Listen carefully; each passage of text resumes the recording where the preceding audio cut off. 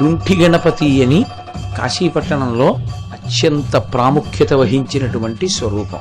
సర్వకాలముల యందు కాశీపట్టణాన్ని రక్షించేటటువంటి వారిలో ఆయన ఒకరు. పరమశివుడంతటి వాడు అంత ప్రీతి చెంది పక్కన కూర్చోపెట్టుకుని కంఠ పీఠాగ్ర కరిరాజ డుంఠిరాజా అని పిలవడం వల్ల ఆ గణపతికి డుంఠి గణపతి అని పేరొచ్చింది.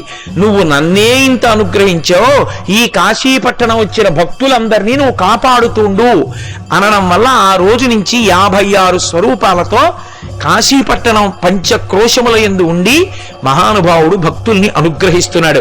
అది డుంఠి గణపతి యొక్క స్వరూపం. అందుకే కాశీపట్టణంలో ఉంటారు తప్ప డుంఠి గణపతి ఇంకెక్కడా ఉండరు.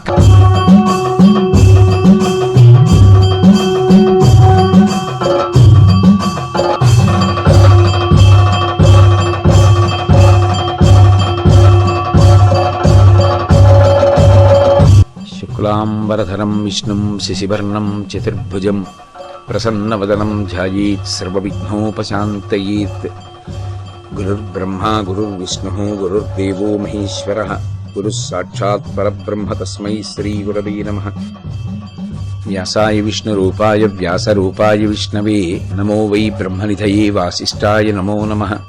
కూజంతం రామ రామీతి మధురం మధురాక్షరం ఆరుహ్య కవితా శాఖాం వందే వాల్మీకి కోకిలం. శృతిస్మృతిపురాణానాం ఆలయం కరుణాలయం నమామి భగవత్పాదశంకరం లోకశంకరం. వాగర్ధావివ సంపృక్తౌ వాగర్ధ ప్రతిపత్తయే జగతః పితరౌ వందే పార్వతీ పరమేశ్వరౌ.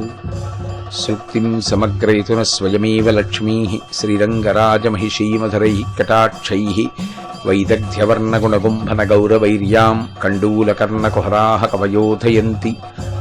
హైమోర్ధ్వపుండ్రమజహన్మకుటం సునాసం మందస్మితం మకరకుండలచారుగండం బింబాధరం బహుళదీర్ఘకృపాకటాక్షం శ్రీవేంకటేశముఖమాత్మని సన్నిధత్తాం. విమలపటి కమలకుటి పుస్తకరుద్రాక్షసస్తహస్తపుటి కామాక్షి పక్ష్మలాక్షి కలిత విపంచి విభాసి వైరించి.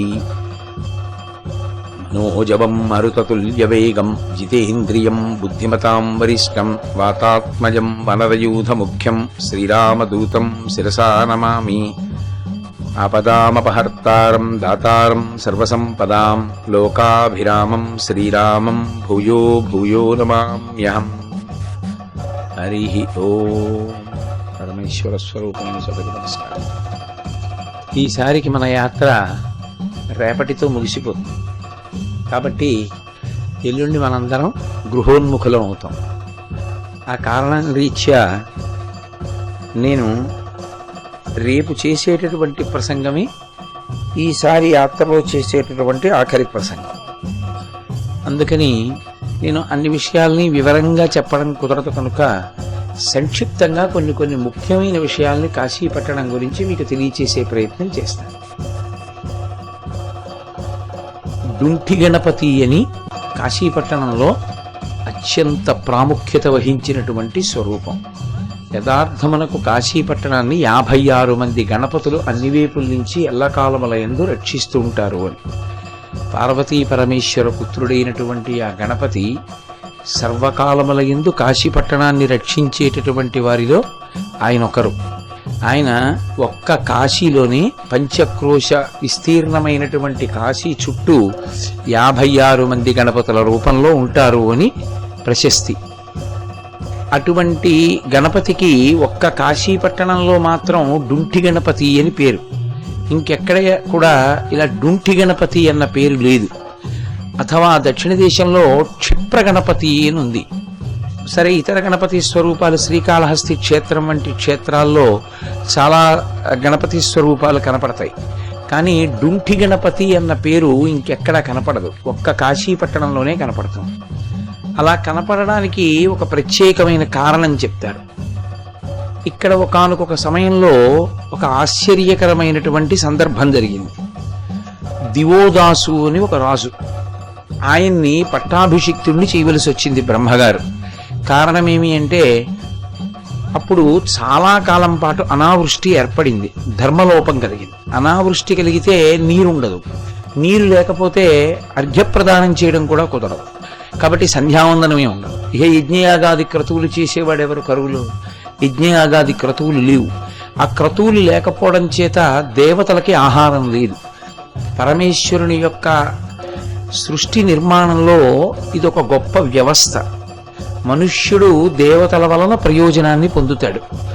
పొంది ఆ దేవతలకి కావలసినటువంటి ఆహారాన్ని సమకూర్చవలసినటువంటి కర్తవ్యం మనుష్యుని మీదే ఉంటుంది. దానికి వేదాన్ని ప్రమాణంగా స్వీకరించి యజ్ఞయాగాది క్రతువులు నిర్వహిస్తారు. నిర్వహించి ఆ యజ్ఞము లేదా యాగము అందులో ఉండేటటువంటి అగ్నిహోత్రము ద్వారా హవిస్సునిచ్చి దేవతలకి పంపుతారు. దేవతలు ఆ ఆహారం తీసుకుని వాళ్ళు అనుగ్రహిస్తారు మనుష్యకోటిని. లోకా సమస్తా సుఖినో భవంతు అన్నప్పుడు జరగవలసింది ఏమిటి? ఏ కాలమునందు వర్షం పడాలో ఆ కాలమునందు వర్షం పడాలి. ఏ కాలమునందు వర్షం పడకూడదో ఆ కాలమునందు పడకుండా ఉండాలి. అతివృష్టి ఉండకూడదు, అనావృష్టి ఉండకూడదు. నెలకి 3 వానలతో చక్కగా సస్యశ్యామలంగా ఉండాలి. అలా ఉండాలి అంటే ప్రజల్ని ధర్మ మార్గమునందు నడిపించగలిగినటువంటి వాడై ఉండాలి ప్రభు. ధర్మము అన్న మాటకు అర్థం ధ్రియతేవా జనైరితి ధర్మం. ఏది పట్టుకోబడుతుందో దాన్ని ధర్మము అంటారు. పట్టుకోవడము అంటే అనుష్ఠించడం. తెలుసుకుని ఉండడం వల్ల ప్రయోజనం ఉంటుందా అంటే తప్పకుండా ఉంటుంది. అసలు తెలియనివాడు ఏమిటి అనుష్ఠిస్తాడు? అనుష్ఠించలేడు. ఎప్పుడో అప్పుడు తెలిసిందనుకోండి అనుష్ఠానం వైపుకి వెడతాడు. కానీ ఎంత తెలుసుకున్నా అనుష్ఠించకుండా ఉండడం అనేటటువంటి పద్ధతి ఉందే, అది చాలా ప్రమాదకరం. లేదా ఇది ఇలా చెయ్యాలి, ఇలా చేస్తే అభ్యున్నతి సమకూడుతుంది, ఈ విషయం తెలుసు. కానీ ఆయన మాత్రం తెలుసుకున్న దాన్ని అనుష్ఠాన పర్యంతంలోకి తీసుకురాడు. అంటే వేదమును ప్రమాణముగా అంగీకరిస్తాడు. వేదమునందు చెప్పబడినటువంటి విషయములు చాలా గొప్పవి, వాటిని అనుష్ఠించడం చేత అభ్యున్నతిని పొందుతాము అని నమ్ముతాడు.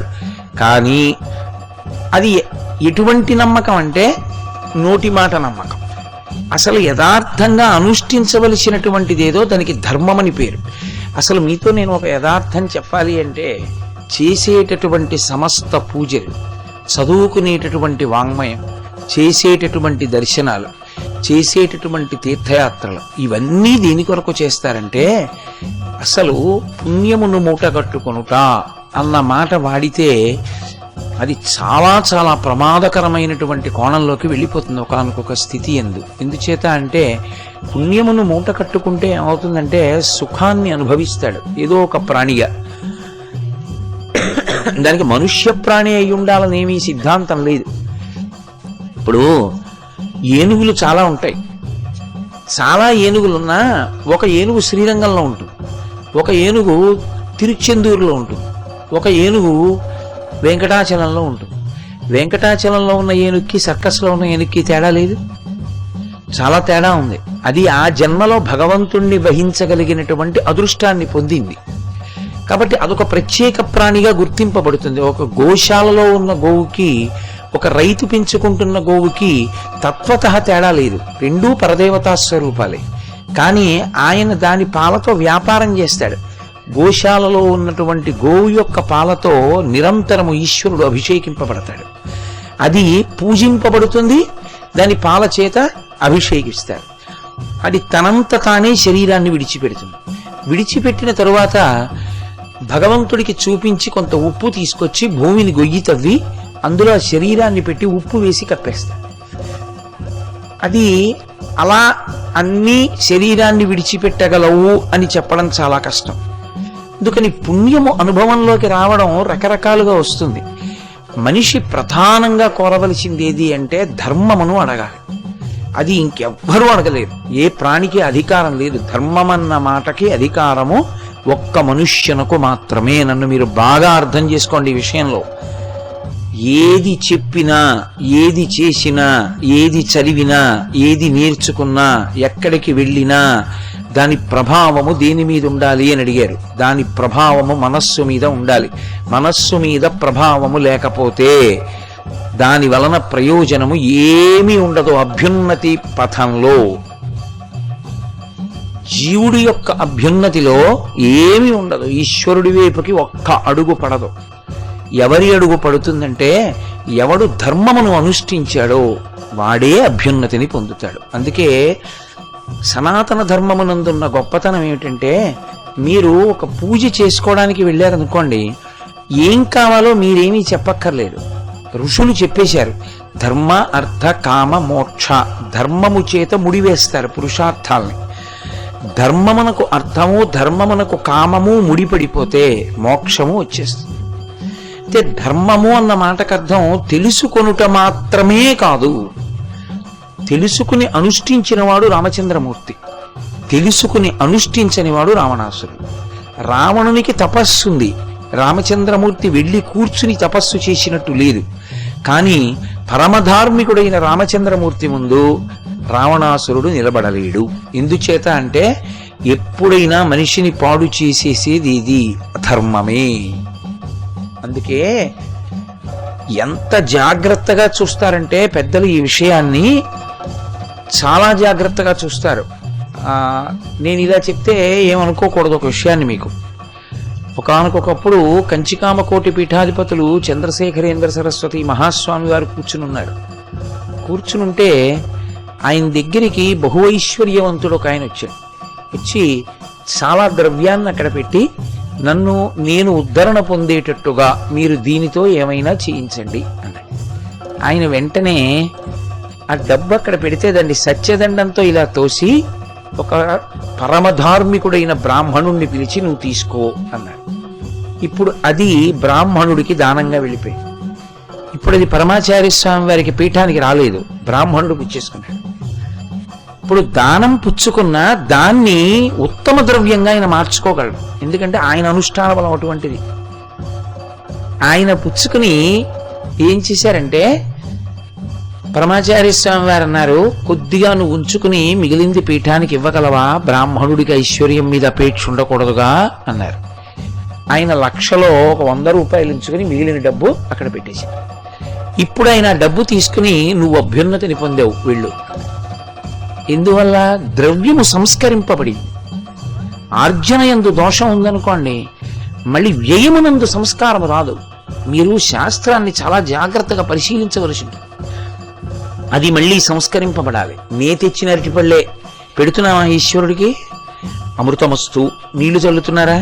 దీని ఎందు దోషం ఉంది, పురుగు పాకింది, దీని ఎందు దోషం ఉంది, నేను ఎలా పడితే అలా పట్టుకొచ్చాను, దీని ఎందు దోషం ఉంది, దానికి ఏదో మందు కొట్టారు చెట్టుకి, కాబట్టి ఇప్పుడు ఇది అమృతము కావాలి. అమృతమైతే ఈశ్వరునికి ఆరగింపుకి యుక్తమవుతుంది, కాబట్టి నీళ్లు చల్లితే అమృతం అవుతుంది. అందుకే ఈశ్వరార్చన యందు ఏ పదార్థాన్ని నీళ్లు చల్లకుండా వాడరు. నీళ్లు చల్లడానికి ప్రయోజనం ఉందా అని మీరు అడిగారనుకోండి, నీళ్లు చల్లడం పూజ యందు అంతర్భాగము కాదు, కానీ నీళ్లు చల్లకుండా పూజ సక్రమంగా ఉండదు. ఆ తేడా జాగ్రత్తగా పట్టుకోండి. నీళ్లు చల్లకపోతే పూజ కాదా అండి అని అడిగారు అనుకోండి, నీళ్లు చల్లండి అని పూజలో ఎక్కడా కల్పనలో లేదు. కానీ నీళ్లు చల్లకపోతే మాత్రం పదార్థమునకు అమృతత్వము రాదు, శుద్ధి కలగదు. పదార్థము శుద్ధి అవ్వాలి, అప్పుడు నీకు శాస్త్రం మీద ఉన్న విశ్వాసము ప్రకటనమైంది అని గుర్తు, నువ్వు ఆచరణలోకి తెచ్చావు. అది మహాత్ములైనటువంటి వారు, శాస్త్రము బాగా తెలుసున్నటువంటి వాళ్ళు ఇతరుల్ని అభ్యున్నతి కోణంలోకి తీసుకెళ్లేటప్పుడు ఆ పనిచేస్తారు. ఒక్కొక్కసారి మహాజ్ఞానులైనటువంటి వారు అంతకన్నా ఇంకా పై స్థాయిలో నిలబడిపోతారు. అంటే ఇప్పుడు నేను అన్నది పరమాచార్య కన్నా పై స్థాయి అన్నది నా ఉద్దేశ్యం కాదు. పరమాచార్య జ్ఞానులయందు ఒకరు, ఆయన శివస్వరూపం. అందుకని నేను ఆయన కన్నా అని కాదు నేను ప్రయోగిస్తున్నది అని మీరు గమనించాలి. ఒకసారి భగవాన్ రమణుల దగ్గరికి వెళ్ళి ఒక ఆవిడ ఏడుపు మొదలుపెట్టింది. ఎందుకు ఏడుస్తున్నావు అని అడిగారు ఆయన. నేను చాలా పాపాలు చేశాను, మీకు చెప్పుకోలేని నోటితో. అయితే ఏమైంది? వచ్చావుగా అరుణాచలం, గిరి ప్రదక్షిణం చెయ్యి, నీ పాపం పోతుంది, వెళ్ళు అరుణాచలేశ్వర దర్శనం చెయ్యి, ఇక నుంచి సాధన చెయ్యి అన్నారు. ఆవిడ వెళ్ళలేదు. ఆ మూల కూర్చొని పొద్దున్నుంచి సాయంత్రం వరకు ఏడుస్తూనే ఉంది. రమణులు ఎక్కువ మాట్లాడేవారు కాదు. ఆయన సాయంకాలం ఆవిడ్ని మళ్ళీ పిలిచారు. నేను చెప్పాను నిన్ను గిరి ప్రదక్షిణం చేయమని, నువ్వు ఏడుస్తూనే ఉన్నావు, ఎందుకు ఏడుస్తున్నావు అన్నారు. నాకు ఇంత పాపం ఉండిపోయింది, అది ఎలా పోతుందని. అంటే నువ్వు వినవా, ఇంకా నీ పాపం పోతే కానీ నువ్వు గిరి ప్రదక్షిణం అవి చేయడానికి అర్హత లేదని అనుకుంటున్నావా? అవును, నా పాపం పోవాలి. నా పాపం ఎవరు పుచ్చుకుంటారు? నాకు ఇచ్చేస్తావా? పుచ్చుకుంటాను. అయ్యయ్యో మీకు ఇవ్వనా నా పాపం? ఉంది నీకెందుకు, నేను పుచ్చుకుంటాను కదా, ధారపోసేయి నీ పాపం అంతా నాకు. అలాగే ధారపోసేస్తాను. ఓ బ్రాహ్మణుణ్ణి పిలిచి ఆయన చెయ్యి చాపి ఈమె చేసిన సమస్త పాపములు నాకు ధారపోయించన్నాడు. ఆవిడ చేసిన సమస్త పాపరాశి భగవాన్ రమణులకు చెందుగాక అని ఆయన చేతిలో నీరు ధారపోసి సమంత్రకంగా పోసేసింది. ఆయన పుచ్చుకున్నాడు. ఏమి తీరిపోయిందా నీ అనుమానం? ఇప్పుడు నీ పాపం పోయిందా అన్నాడు. నా పాపం పోయింది కానీ మీకు ఇచ్చేసానే అని బాధ. నాకు ఇచ్చేస్తే అది నా దగ్గర ఉందో లేదో తరువాతి మాట. నువ్వు నాకు ఇవ్వడంతోనే నీ కర్తవ్యం అయిపోయింది. ఇప్పుడు నేనేం చేశానో నీకు అనవసరం. ఇప్పుడు నీకు పాపం లేదుగా, వెళ్ళిపో, గిరి ప్రదక్షిణం చెయ్యి, ఇక నుంచి సరిగా ఉండగలవా? ఉంటాను, వెళ్ళు. ఇప్పుడు రమణులకు పాపం అందుతుందా? ఎందుచేత అంటే ఇదం నమమా అని చతుర్థి విభక్తి వేసి నీళ్లు పోసి ధార పోసాననుకోండి, అది ఏది నాదైనా అది అవతల వారికి చెందుతుంది. అవతల వారు అనాలి ఎప్పుడైనా, ఏమండి ఇది మీరిచ్చిన పంచేనండి అనాలి. అంతేగాని నేను ఇచ్చిన పంచేనా అండి అని నడనుకోండి, అది దానం కాదు, అది మళ్ళీ భ్రష్టత్వానికి హేతువు. అలా అనకూడదు. ఇక ఇచ్చేయగానే ఆయింది, ఆయన కట్టుకున్నాడు, లేకపోతే పక్కవాడికి ఇచ్చేసాడు, వెంటనే ఇచ్చేసాడు అనుకోండి, మీరు బాధపడకూడదు. ఇదేమిటండి మనం పట్టుకొచ్చిస్తే అలా ఇచ్చేసాడు, ఆయన కోపం అండి, కట్టుకోలేదండి అనుకోకూడదు. ఆయన పుచ్చుకోగానే ఆయింది, ఇప్పుడు ఆయన ఇచ్చుకున్నాడు, నీకు ఇతుకు బాధ. కాబట్టి రమణులకు పాపము చెందుతుందా? మరి దానం చేస్తే అందినట్లే పాపం కూడా వెళ్ళొద్దు, వెళ్ళాలి కదా. అంటే జ్ఞాని విషయంలో ఏమవుతుంది పాపం అంటే, ఒక పెద్ద మంట మండుతోంది అనుకోండి, ఒక ఇల్లు అంటుకుపోయింది, ఓ ఇల్లు అంటుకుపోతే పెద్ద అగ్ని వెలిగిపోతోంది. ఒక పసిపిల్ల తెలియక తన చిన్ని చేతిలో, యదువంశిక లాంటిది, తన చిన్ని చేతిలో కాసి నీళ్లు పోసుకొని ఆ నీళ్లు ఇలా చిలకరించింది. ఇప్పుడు ఆ మంటలో నీళ్లు కాలిపోతాయా?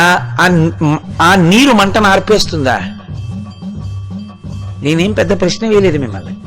పెద్ద మంట మండిపోతుంది, ఇల్లు కాలిపోతుంది, దాంట్లోకి తీసుకెళ్ళి ఒక చంటి పిల్ల, చిన్న పిల్ల అంత పాప వెళ్ళి దాని చేత్తో ఇన్ని నీళ్లు పట్టుకుని ఇల్లు కాలిపోతున్నటువంటి మంటలో చేత్తో ఇలా అందా నీళ్లు.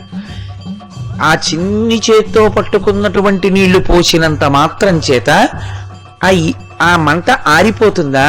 నీళ్లు కాలిపోతాయా? నీళ్లు కాలిపోతాయి. ఎందుకంతసేపు తీసుకున్నారు మీరు? ఏమంటే వీడేమంటాడో అని భయం మీకు. ఆ నీళ్లు అగ్నిహోత్రం మీద చల్లుతూ ఉంటేనే అవి ఉడికిపోయి ఆవిరైపోతాయి తప్ప ఆ నీరు అగ్నిని ఏమైనా చేయగలదా? నీరు అగ్నిని ఆర్పగలదు, సామాన్య ధర్మం. పెద్ద అగ్నిని ఇంత నీరు ఆర్పలేదు, విశేష ధర్మం కదా. జ్ఞానానల ప్రభావేన తస్మై శ్రీ గురవే నమః.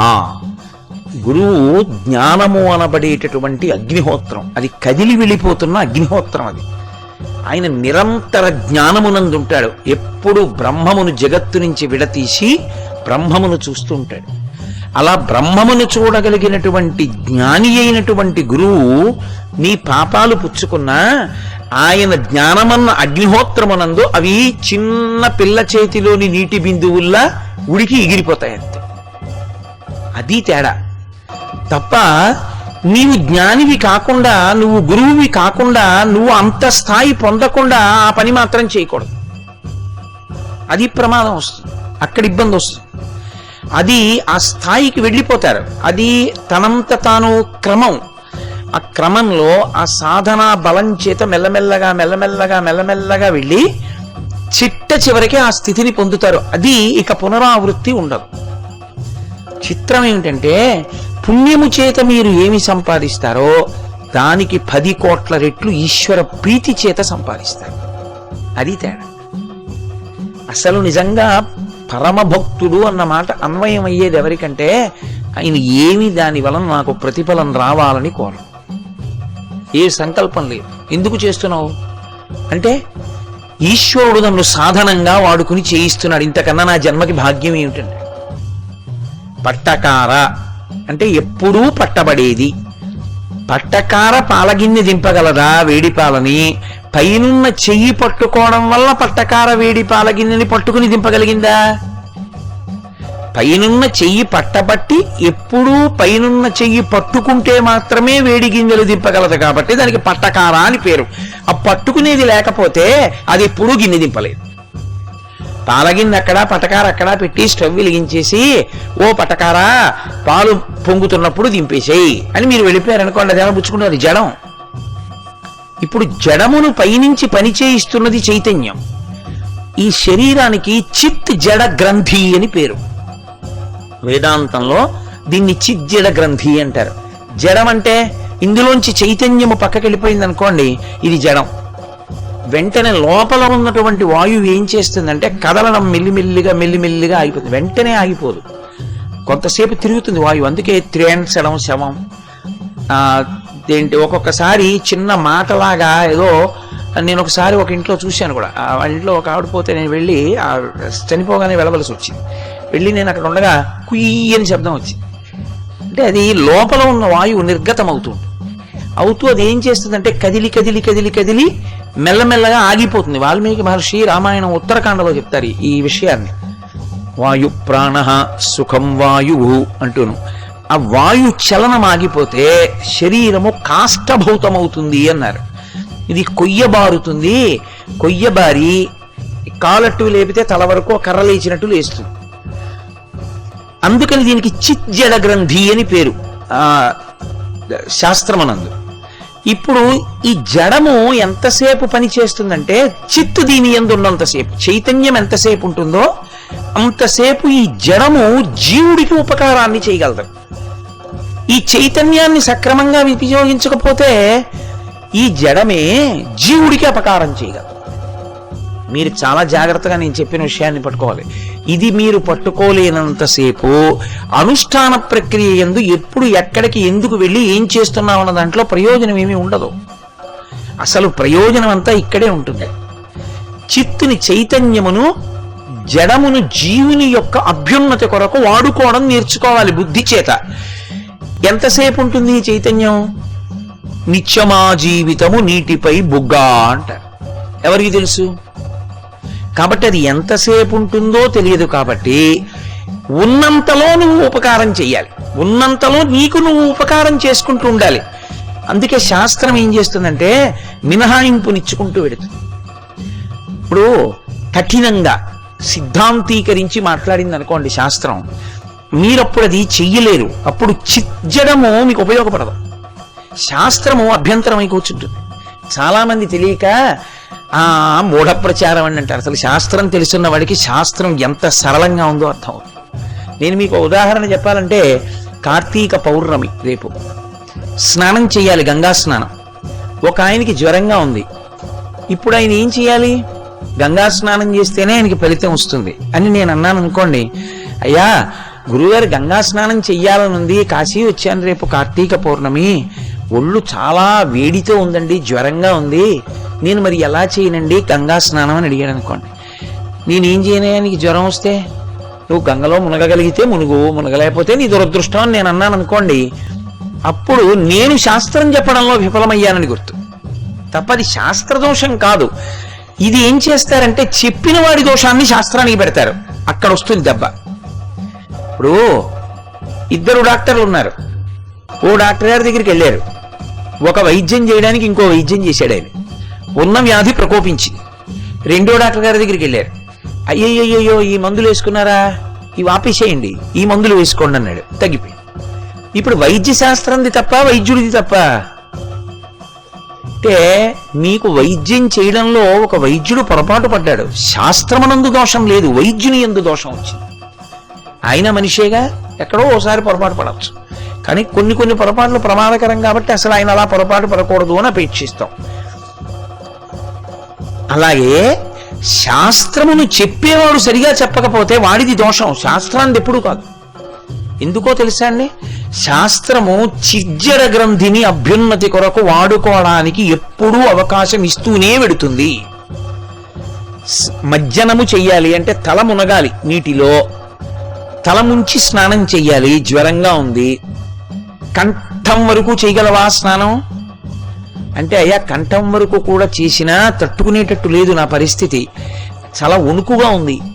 ఓ అలాగా, సరి, అయితే నువ్వు కంఠం వరకు కూడా నీటిలోకి వెళ్ళలేవు, పోనీ ఇక్కడి వరకు గంగలో నీళ్లు తీసుకుని చెంబుతో పోసుకోగలవా?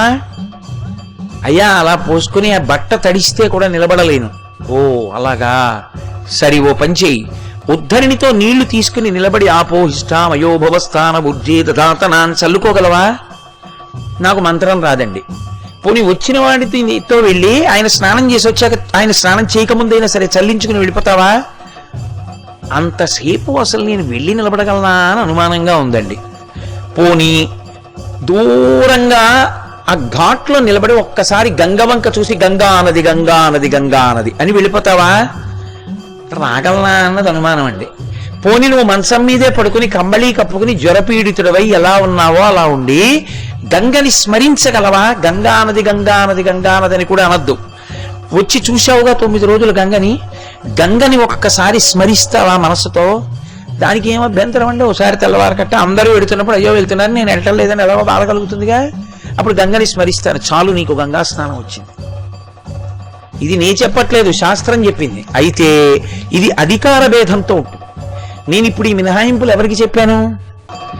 జ్వరపీడితుడైన వాని యొక్క స్థాయిని బట్టి చెప్పాను. కంబళీ కప్పు పడుకుంటే బాగుంటుంది, హాయిగా ఎందుకు వచ్చిన గొడవ గంగలోకి వెళ్ళక్కర్లేట్టని పడుకుని స్మరిస్తే పాపం వస్తుంది. ఎందుకంటే చిజ్జల గ్రంథి బాగుంది, నువ్వు వెళ్ళగలవు. వెళ్ళగలిగి వెళ్ళకపోతే దోషం. చిజ్జల గ్రంథి యందు దీన్ని తీసుకెళ్ళడానికి అవకాశం లేకపోతే అప్పుడు చాలా దగ్గర మార్గం చేత నువ్వు దాన్ని పొందవచ్చు.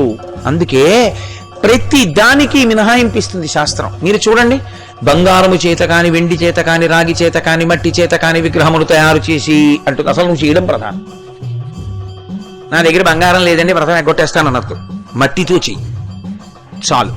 మట్టితో కూడా వినాయక వ్రతం చేయలేకపోతే ఓ పసుపిలా ముద్ద పెట్టి బొట్టెట్టు, వచ్చేస్తాడు ఆయన. ఆయనంత తేలిగ్గా వచ్చేవాడు ప్రపంచంలో ఇంకోళ్ళేడు. వ్రతం మాత్రం మానేకు. శాస్త్రం ఎప్పుడు చెప్పినా అభ్యున్నతికి ఆస్కారం ఇస్తూ ఉంటుంది. అయ్యా నేను దశదానాలు చేయలేనండి, గుమ్మడి పండు మీద గంధపు చెక్క పెట్టి నీళ్లు పోసి ధారపోసి నువ్వు దశదానాలు చేసినట్లుగా నీ ఖాతాలో వేసేస్తాం. కానీ శక్తి నిర్ణయం చేసుకునేటప్పుడు పరాకుగా ఉండి చేసుకో. నీకు ఆ అవకాశం ఉంది, నీ అదృష్టం. అంతకన్నా భాగ్యవంతుడు ఇంకొకడు లేడు. కన్యాదానం చేసేటప్పుడు దశదానములు చేయగలిగిన శక్తి ఉండి చేసి కన్యాదానం చేసిన వాడెవరో వాడు మహాదృష్టవంతుడు. దశ పూర్వేషాం దశాపరేషాం. మగపిల్లవాడికి పెళ్లి చేసిన వాడికి లేదది. మగపిల్లవాడికి జాగ్రత్త చెప్పి లేచిపోతాడు తండ్రి స్నాతకం చేసి. కన్యాదానం చేసిన వాడికే ఫలితం. 5 మంది మగపిల్లలు ఉన్నారండి అంటే పనికొచ్చేది ఏమీ ఉండదు దానివల్ల. ఆ ఆడపిల్ల ఉంటే కన్యాదానం చేస్తూ దశదానాలు చేసి మీరు ఆ పిల్లని దానం చేశారనుకోండి, ఉత్తర క్షణంలో దశ పూర్వేషాం 10 తరాల ముందు, దశాపరేషాం తర్వాత 10 తరాలు అభ్యున్నతిని పొందేస్తాయి. ఎందుకని? ఏమంటే బయట దశదానాలు చేస్తే రాదా ఈ ఫలితం? రాదు. దేశకాలములు అని ఒక మాట. మీరు చేయడంలో అత్యంత ముఖ్యమైనదేదో ఆ ముఖ్యమైనది చేయడం వల్ల ప్రయోజనం తప్ప ఏది ముఖ్యమో అది వదిలిపెట్టి ప్రయోజనం రాదు. బియ్యం పోసాడు గిన్నెలో, కడిగాడు, కుక్కర్లో పెట్టాడు, కుక్కర్లో నీళ్లు పోసాడు, పైన ఆ మూతకి గ్యాస్కెట్ పెట్టాడు, ఆ మూత పెట్టాడు, జాగ్రత్తగా 2 హ్యాండిల్స్ సమానంగా చూశాడు, దెబ్బ కొట్టి చూశాడు, పైన ఆ వెయిట్ పెట్టాడు, అన్నీ చేశాడు, గ్యాస్ స్టవ్ మీద పెట్టాడు, వెలిగించడం మర్చిపోయాడు. అన్నం ఉడుకుతుందా? కొంచెం నీళ్లు తక్కువ పోసినా ఉడుకుతుంది. కానీ స్టవ్ వెలిగించడం మర్చిపోతే ఉడకదు. దేశకాలముల యందు అది ప్రధాన పాత్ర అన్నం వండడానికి. అంతే తప్ప ఒకసారి దాటిపోతే ఇక మీరు దాన్ని పొందలేరు కదా. ఇప్పుడు నిన్న రాత్రి పాలు తోడెట్టుకుంటే ఇవాళ పెరుగు తింటాం.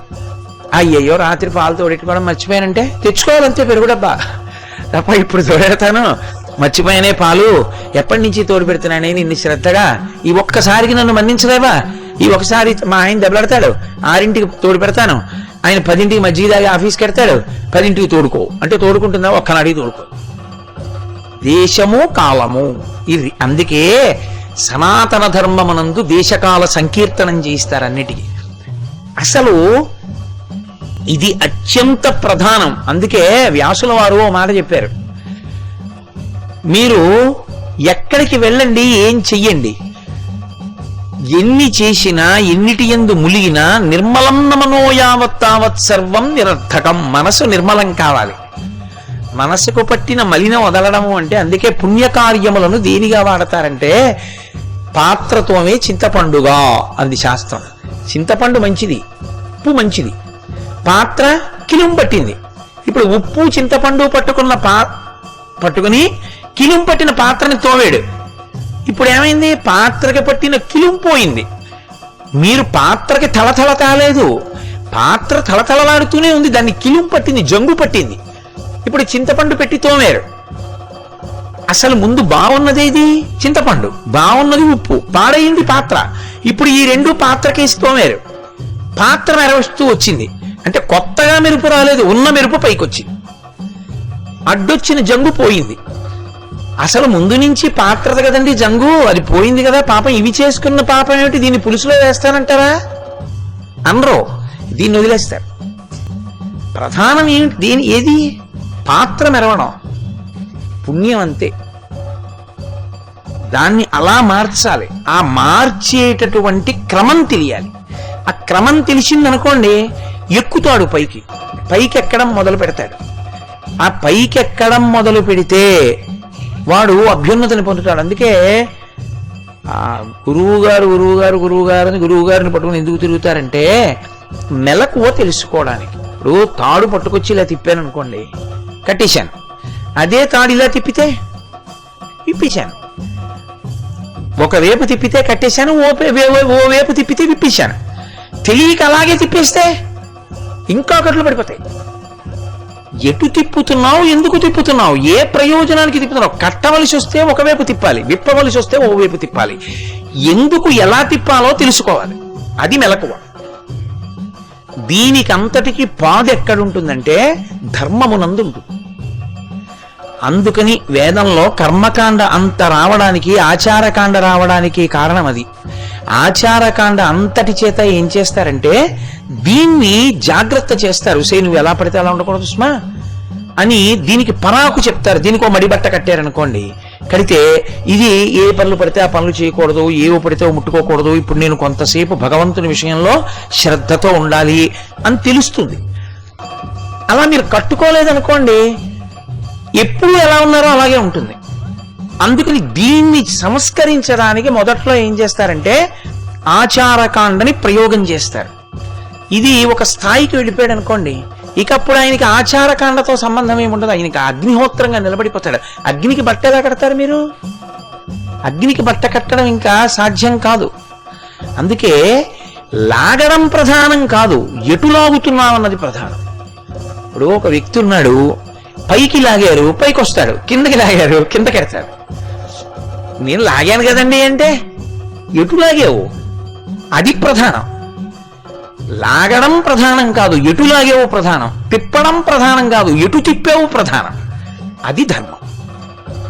ధ్రియతేవా జనైరితి ధర్మం. ఎవడు పట్టుకున్నాడో, ఎవడు అనుష్ఠిస్తున్నాడో అది ధర్మము. అలా అనుష్ఠించిన వాడెవరున్నాడో వాడు జీవుని అభ్యున్నత పథంలోకి నడిపించుకుంటాడు. ఈశ్వరుని వైపుకి అడుగులు వేసేస్తాడు. ఈశ్వరుడు ఎటువంటి వాడంటే మహాప్రీతి దేనికి చెందుతాడో తెలుసా అండి? నాదేముంది స్వామి అన్నవాడికి ప్రీతి చెందాడు. నేనే కదా స్వామి చేశాను అన్నవాడిని చూసి అసహించుకుంటాడు. ఎందుకో తెలుసా అండి? అసలు మనం చేయడానికి మనది అన్నది ఏముంది? అసలు నేను చేస్తున్నాను అన్నప్పుడు దీన్ని చూపించాలి. దీన్ని చూపించడానికి, దీన్ని తయారు చేయడానికి దీనిలో ఉన్న ఏ మూల పదార్థాన్ని నేను తీసుకొచ్చి పెట్టుకున్నాను మీరు చెప్పండి. శాస్త్రంలో ఇది చర్మము, రక్తము, కొవ్వు, అస్థి, శుక్ల, మేధ అనబడేటటువంటి పదార్థముల చేత తయారు చేయబడింది. ఇందులో చర్మం, అయ్యా నాకు ఇన్ని మీటర్ల చర్మం ఇవ్వండి నేను ఎవరిని అడిగి తేలేదు. ఓ 2-3 కేజీలు కొవ్వు ఇవ్వండి అని తేలేదు. లేకపోతే నాకు ఇంత శుక్లం పోయిండి అని తెచ్చుకోలేదు. ఇంత మేధ పెట్టండి అనలేదు. ఇంత మజ్జ పెట్టండి అని అడగలేదు. ఇన్ని ఎముకలు పెట్టండి అని అడగలేదు. ఈశ్వరుడు నిర్మించాడు దాన్ని, విశ్వకర్మ నిర్మించాడు. దీన్ని అలా నిలబెట్టాడు మహానుభావుడు. కాబట్టి ఇది కూడా అయిందే. ఇది పటకార, ఇది పట్టబడుతోంది పైన వాడి చేత పట్టబడింది అన్న భావనతో ఎంత నన్ను అనుగ్రహించావయా మహానుభావ, నువ్వు పైన పట్టుకుని నా చేత ఇంత మంచి పని చేయిస్తున్నావా, సర్వేశ్వర చేయించిన నీకు కృతజ్ఞుణ్ణి అన్నారనుకోండి, ఆయన కౌగిలించుకుంటాడు. నే చేశాను అన్నారనుకోండి, ఆయన చికాకు పడతాడు. అప్పుడే చికాకుని ఏం చేస్తాడంటే పుణ్యం కింద వేసేస్తాడు. నీదన్నావుగా నువ్వే అనుభవించేయండి. అది ఏమైపోతుందంటే అనుభవంలో పోతుంది మళ్ళీ. అందుకే దీన్ని పరాకు అంటారు. కొంచెం జాగ్రత్తగా ఈశ్వర ప్రీతిని సంపాదించుకునే ప్రయత్నం చేస్తారు. అందుకే ఏది చెయ్యండి, చేసేసిన తర్వాత ఏం చేస్తారంటే, ఇంత కష్టపడి చేసింది ఎవరు? నేను చెయ్యాలని మొదలుపెట్టి సంకల్పం చేసి చేశానని చేశాడు. ఆఖరిని ఏం చేస్తాడు? తన అక్షతలు పట్టుకుంటాడు, భార్య నీళ్లు పోస్తుంది. ఏతత్ ఫలం సర్వం శ్రీ ఉమామహేశ్వర పర బ్రహ్మార్పణమస్తు ధారమోహేశాడు. మరి ఇంకెందుకు చేశావు? మరి ఎందుకు తెచ్చినట్టు? అరటిపళ్ళు ఎందుకు, కొబ్బరి బొండాలు ఎందుకు, పట్టుబట్టలు ఎందుకు, ఈ పనులన్నీ చేయడం ఎందుకు, చేసి ధారపోసేయడం ఎందుకు? ధార పోయకుండా ఉంటే అది నీకు పుణ్యంగా ఉండి వ్యయమైపోతుంది. ధార పోసేస్తే ఈశ్వర ప్రీతికి దగ్గరైపోతాం. ఒక్కటే తేడా. అందుకే భక్తుడైన వాడి గుండె పసిపిల్లవాడి మనసులో ఉంటుంది. అందుకే బ్రహ్మజ్ఞాన్ని పసిపిల్లవాడితో పోల్చడానికి కారణం అదే. పరమభక్తి తత్పరుడైనటువంటి వాడి గుండె పరమ సౌకుమార్యంతో ఉంటుంది. అంత సౌకుమార్యమున్నటువంటి హృదయం ఉన్నవాడైతే తప్ప ధర్మ సంబంధం కాబట్టి శ్రీరామాయణాన్ని చెప్పనివ్వరు. అంతా ధర్మమే కాబట్టి రామాయణం. హృదయమునందు అంత సౌకుమార్యం ఉంటే తప్ప సంపూర్ణ రామాయణమును చెప్పడం కాని వ్రాయడం కాని చెయ్యనివ్వరు. అందుకే వాల్మీకి మహర్షి రామాయణ రచన చేస్తానంటే ఈశ్వరుడు పరీక్ష పెట్టాడు. ఒక వేటగాడు పక్షిని కొడితే ఈయనేం చేస్తారు అని శాపం విడిచిపెట్టాడు. మానిషాధ ప్రతిష్టాత్వం మగమ శాశ్వతీ సమాహ యక్రౌంచ మిథునాదేకం అవధీహి కామమోహితం. ఇదో సంతోషంగా కామమోహితమై తిరుగుతున్నటువంటి ఆ క్రౌంచ పక్షుల జంటలో నిర్దాక్షిణ్యంగా ఓ పక్షిని కొట్టావా? అలా కొట్టినటువంటి నువ్వు ఎక్కువ కాలం ఉండకుండెదవుగాక. ఇప్పుడు పెట్టని కొట్టడం వేటగాడి కర్తవ్యం కాదు, అది వాడి ధర్మం, వాడు కొట్టుకుంటాడు. దానికి వాల్మీకి మహర్షి అంత శాపం ఇవ్వాలా? అంటే ఒక వేటగాడు కామమోహితమైన రెండు పక్షులు ఒకదానితో ఒకటి కలిసి తిరుగుతున్నప్పుడు వేటగాడు ప్రయోగించిన బాణం చేత ఒక పిట్ట పడిపోయినా సరే చూసి తట్టుకోలేనంత సౌకుమార్యంతో కూడిన హృదయమున్నవాడు వాల్మీకి మహర్షిని నిరూపణమైన తరువాత బ్రహ్మగారు వచ్చి అప్పుడు రామాయణం చెప్పడానికి అధికారం ఇచ్చి నువ్వు ఆచమనం చేస్తే నీకు రామాయణం కనపడుతుందయా అన్నారు. అందుకే హృదయ సౌకుమార్యము చాలా ముఖ్యం. అందుకు లలిత కళలు వచ్చాయి. పూర్వం రాజులకి పాఠం చెప్తే లలిత కళలు చెప్పేవారు. ఓ వీణా వాయిద్యం, ఓ సంగీతం, నృత్యం. ఎందుకు చెప్పేవారంటే కళ అంటే సంస్కృతిని పెంచున్నది, హృదయమును సౌకుమార్యం చేస్తుంది. సంగీతాన్ని చూసి మెచ్చుకోగలిగిన వాడు అనుకోండి, నృత్యమును చూసి సంతోషించగలిగిన వాడు అనుకోండి, అది సన్యాసికి నిషిద్ధం. సన్యాసి చేయకూడదు, సంగీతం వినకూడదు, నృత్యాన్ని చూడకూడదు. అంటే దానికి మళ్ళీ ఇప్పుడు వాళ్ళ ధర్మం వేరు. ఇప్పుడు అవన్నీ అనవసరం మనకి. మనం ఎవరో సన్యాసులం కాదుగా, చక్కగా అందరం గృహస్థులమే, పడవలేదు. కాబట్టి సంగీతం విన్నాడు, సంగీతం పాడతాడు, హృదయమునందు సౌకుమార్యం ఉంటుంది. వీణ వాయిస్తాడు, వీణానాదాన్ని వింటే పొంగిపోతాడు, హృదయ సౌకుమార్యమును పొందుతాడు. అప్పై దీక్షితుల వారు బ్రహ్మమును పొందడానికి చాలా తొందరగా మనోలయమైపోయేటటువంటి స్థానాలు కొన్ని చెప్పారు. అందులో వీణ వాయిస్తూ కీర్తన పాడుతూ నాదోపాసన ఎవరు చేస్తాడో వాడు ఆత్మదర్శనం అవుతుంది. ఆత్మదర్శనం అంటే ఆత్మగా నిలబడిపోతాడు. అందుకే ముత్తుస్వామి దీక్షితుల వారు ఆ స్థితిని పొందగలిగారు. మహానుభావుడు ముత్తుస్వామి దీక్షితుల వారికి కాశీపట్టణంతో సంబంధం. ముత్తుస్వామి దీక్షితుల వారు చిన్నతనంలో సంగీతం నేర్చుకుంటుంటే వారి గురువు గారు వచ్చారు ఇంటికి. వారి తండ్రి గారి గురువు గారు వస్తే గురువు గారికి సేవ అంతా చేశారు. ఆయన వెళ్ళిపోతూ కాశీపట్టణం మీ అబ్బాయిని నాతో పంపిస్తామేటయా అన్న. అయ్యయ్యో అదేమిటండి, నా కొడుకు ఎందుకండి మీకు అని అడిగారు. పాపం లేక పుట్టినటువంటి పిల్లవాడు. పంపించారు. పంపిస్తే ఆయన కాశీ తీసుకొచ్చారు. ఆ రోజుల్లో నడిచి కాశీ వచ్చేవారు. వచ్చి ఆ గురువు గారిని సేవిస్తూ ఉండిపోయారు. ఆయన 6 ఏళ్ళలో ఎంతో దగ్గరలో ఉండిపోయారు. ఉండిపోయి ఒక్కనాడు మా అమ్మ, మా నాన్న, మా ఊరు అనలేదు. పిల్లవాడు ఒక రోజున గంగా నది ఒడ్డుకొచ్చి ముత్తుస్వామి దీక్షితుల వారి గురువు గారు నిలబడి, నాయనా ఇవాళ నువ్వు ముందు స్నానానికి వెళ్ళి నువ్వు ముందు స్నానం చేసి ములిగి నీకు చేతులు 2 కింద పెట్టు, నీ చేతులకు ఏది దొరికితే అది పైకెత్తి ఒడ్డుకు పట్టరా అన్నారు. ముత్తుస్వామి దీక్షితుల వారు వంగి ఇలా చేతులు పెడితే అందులో వీణ తగిలింది. వీణ పైకి తీశారు. ఆ వీణ పట్టుకుని పైకొచ్చారు. ఇక్కడే గంగ ఒడ్డునే దొరికింది ముత్తుస్వామి దీక్షితులకి. పట్టుకుని పైకి వస్తే ఆయన అన్నారు, మహానుభావుడివి, కారణజన్ముడివి అవుతావు. ఈ సంగీతంలోనే నాదోపాసన చేసి ఈశ్వరుణ్ణి చేరిపోతామని ఆశీర్వదించి గురువు గారు వెళ్ళి మునక వేశారు. 3 మాటలు మునక వేయాలిగా, మునక వేశారు అంతే, ఇక పైకి లేవలేదు. జాలర్లని పెట్టి ముత్తుస్వామి దీక్షితరు వెతికించారు. వెతికిస్తే గురువు గారి పార్థివ శరీరం పైకొచ్చింది. అప్పుడు తిరిగి ఇంటికి వెళ్ళేటప్పటికీ ముత్తుస్వామి దీక్షితర్ గారి తండ్రి గారు తిరుపతి వెళ్ళారు.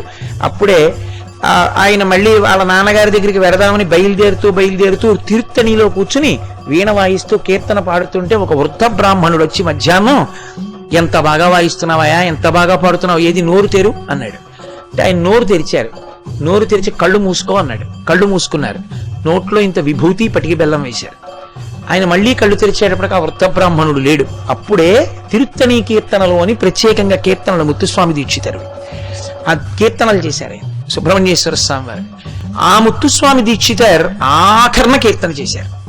రాజుగారు వచ్చి బెంగ పెట్టుకుంటే, ఇప్పుడు మళ్ళీ అవన్నీ నేను ఎంతకని పూర్తి చేస్తాను కానండి, రాజుగారు వచ్చి బెంగ పెట్టుకుంటే ఏనుగు ఎందుకనో శ్మశానంలోకి వెళ్ళిపోయింది, కీంకరిస్తోందని భయపడితే నువ్వేం భయపడద్దని పశుపాశ విమోచని కామాక్షి అని కీర్తన చేశారు.